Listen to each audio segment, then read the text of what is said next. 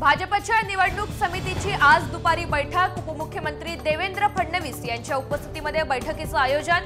उमेदवारांच्या पहिल्या यादीवर चर्चा होण्याची शक्यता। धनगर आरक्षण प्रश्नी आज आमदारांची बैठक। नरहरी झिरवाळ यांच्या अध्यक्षतेखाली बैठकीचं आयोजन। सर्वपक्षीय आदिवासी आमदार सहभागी होणार।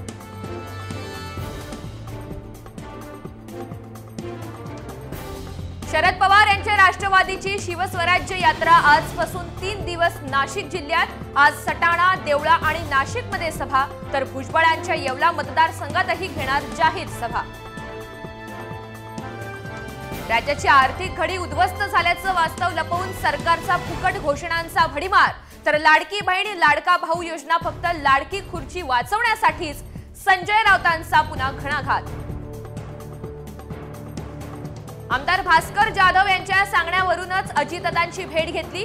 विक्रांत जाधव यांचं स्पष्टीकरण, तर भेटीत कोणताही राजकीय हेतू नाही असंही विधान। रिपाईचे उल्हासनगर जिल्हाध्यक्ष भगवान भालेराव यांचं पक्षातून निलंबन। पक्षानं कोणतीही नोटीस न देता निलंबन केल्याचा भालेराव यांचा आरोप।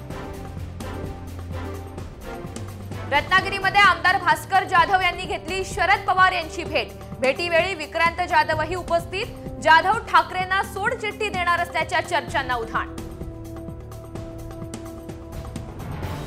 मुंबई उच्च न्यायालय इमारतीच्या भूमिपूजनासाठी मुख्यमंत्री शिंदे आणि सरन्यायाधीश चंद्रचूड एकाच मंचावर येणार। शिवसेना आणि राष्ट्रवादी आमदार अपात्रतेच्या प्रकरणामुळे चर्चेला उधाण।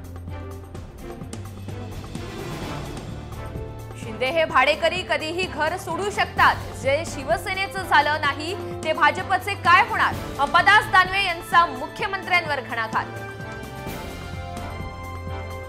सोलापुरात राष्ट्रवादी अजित पवार पक्षातील गटबाजी समोर। अप्पर तहसील कार्यालयावरून वाद। उमेश पाटील, राजन पाटील आणि आमदार यशवंत माने यांच्यामधील वाद उघडकीस।